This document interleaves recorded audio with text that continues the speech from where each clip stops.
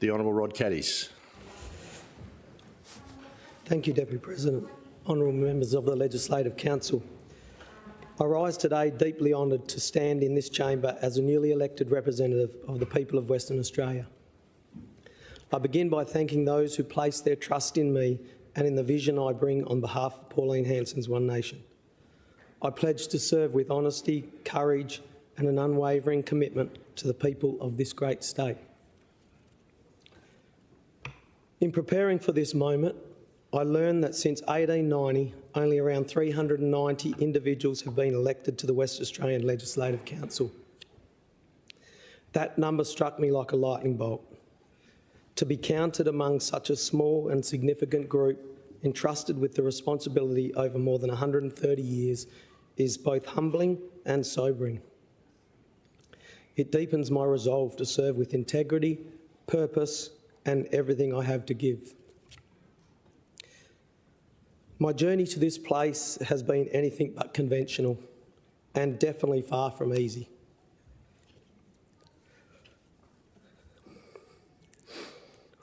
I was raised for many years by a single mother who had 7 children.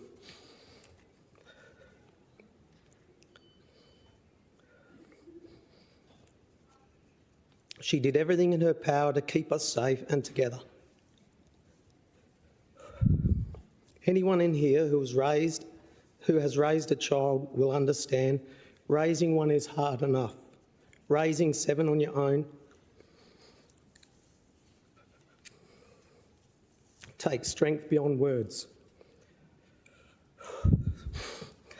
My mum did it with grace, patience and a heart full of love.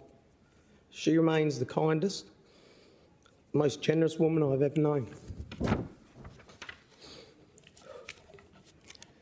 Even in the hardest of times, her love never wavered.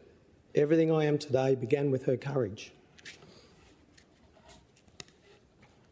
Despite her strength, life was incredibly difficult.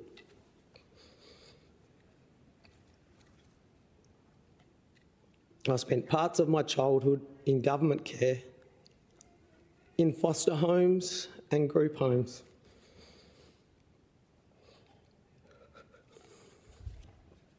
Some of which were marked by fear, instability and hardship. I've experienced what it's like to be abused as a child,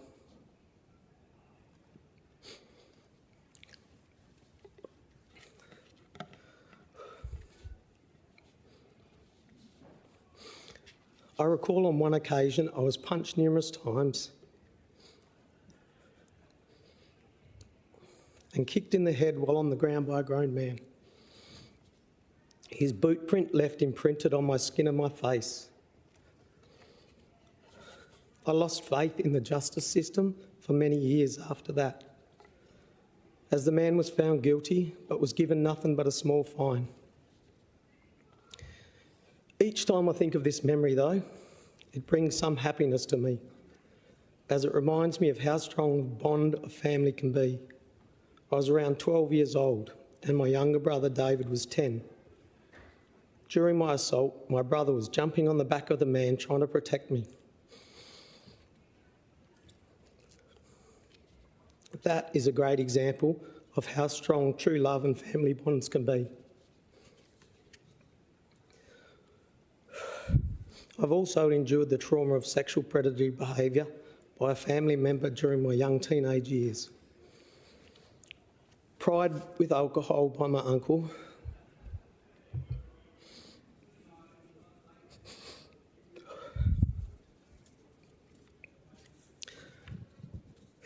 who at that point was my idol, and him trying to take advantage of me. Thankfully, my mother had taught me about protective behaviours, so he was unsuccessful. I know and understand the disappointment and fear that so many victims feel, and I'll never forget it. Yet amid that hardship, I was fortunate to spend a considerable part of my youth on a farm in a small southwest town, living back with my mother and a stepfather. There I discovered the value of hard work. the importance of community and a deep appreciation for agriculture. I know the early mornings, the long days, and the unique challenges faced by regional communities.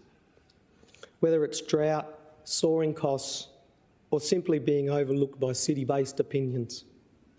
These towns matter, their voices matter, and they deserve to be heard in this Parliament.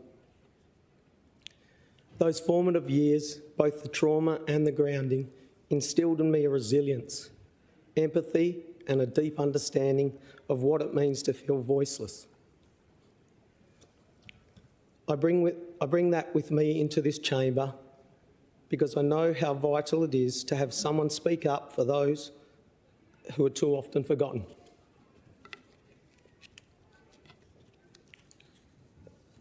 And I know from a personal experience that having a roof over your head is one of the most important things in life. It provides safety, dignity, and the foundation for everything else. Yet today, far too many people in our state are struggling to find secure, affordable housing. Many can't afford to buy a home, and increasingly, even renting is out of reach. That is not the Western Australia we should accept. This is an issue we must address with urgency and compassion. As an adult, I proudly served in the Australian Army Reserve 10th Light Horse. Wearing our nation's uniform taught me the true meaning of service, sacrifice and loyalty. It deepened my respect for those who came before me, those who gave everything, not for power or politics, but to protect our freedoms. They fought so we could speak without fear, worship openly, raise our families in safety and live with dignity.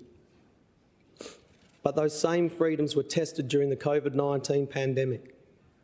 I stood among the minority who chose to speak out against government mandates. That, in my view, undermined our right to bodily autonomy. I believe no government should ever coerce its citizens into medical decisions with unproven treatments. I know what it feels like to be marginalised for standing by your principles, and I will fight with everything I have to ensure that the people of our state are never treated that way again. Later, I spent 15 years working in the Department of Child Protection. I worked with young people who were walking the same path I once did. Sometimes even in the very same group homes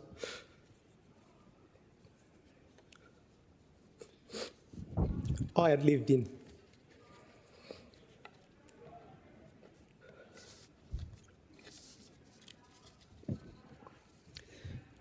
That wasn't just a job, it was a calling. To show a young person that their past does not define their future, that they are worthy of dignity, care and opportunity. That's something I'll carry with me for the rest of my life. Another important chapter of my life was passion for rodeo. After years of riding bulls and more than a few broken bones, it all came to an end when I suffered a serious injury, breaking my pelvis. Though I could no longer ride, my love for the sport never left me. Instead, I channelled that passion into starting my own rodeo business, organising, promoting events across Western Australia. I've travelled from the far north to the deep south, and I've seen firsthand how much these events mean to regional communities, not just for the entertainment, but for the economic boost and the social connection they bring. Rodeos and similar local events breathe life into small towns, creating jobs, drawing visitors and bringing people together. I struggled to get funding and had to rely on community and local business sponsorships, and the hope of ticket sales would cover the event. This is where I believe government could do more, by investing in regional WA and supporting community-driven events that strengthen the fabric of our state. Along my journey, I became a Christian. That decision changed my life. My faith gave me purpose, clarity and direction. It challenged me to be a better man, a better husband, a better father, and now a better public servant. I believe this nation was built on Christian values, principles of honesty, compassion, forgiveness, and service to others. These values are not something to hide from.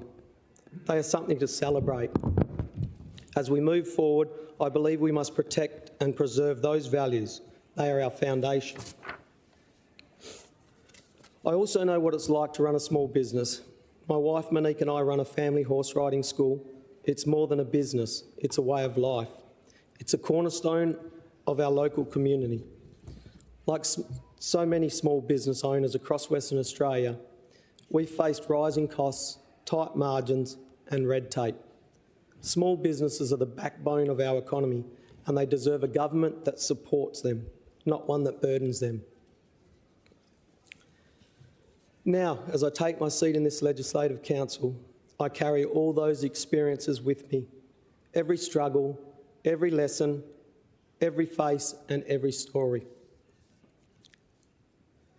I'm here to fight for a fairer Western Australia, a state where families aren't crushed by the cost of living, a state where frontline workers, our nurses, our police officers, our emergency responders are paid what they deserve and treated with the respect they've earned. A state where immigration is managed sensibly and sustainably so our infrastructure and services can meet the needs of those already here. A state where small businesses can grow without being strangled by bureaucracy. A state where regional communities aren't forgotten, but invested in. And a state where the Christian values are not eroded, but proudly upheld. I'm not here to play political games. I'm here to work for the battlers, the workers, the quiet achievers, and for the kids who, once like I did, just needed someone to believe in them. This chamber may be far from where I started, but I will never forget those beginnings, and I will never stop fighting for those who feel like they've been left behind. I can't stand here today without acknowledging the people who made this possible. To my beautiful wife, Monique.